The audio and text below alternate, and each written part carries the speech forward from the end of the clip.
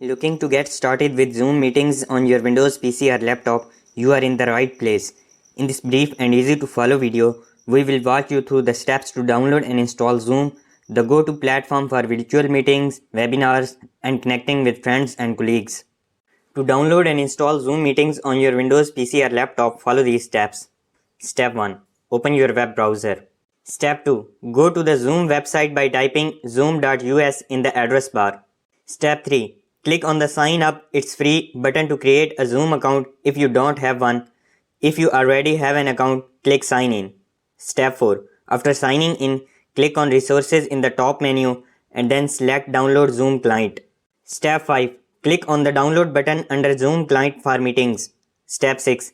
Once the download is complete, open the downloaded file, usually located in your Downloads folder.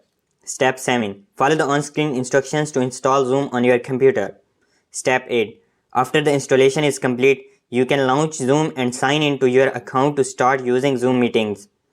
That's it. You have successfully downloaded and installed Zoom meetings on your Windows PC or laptop.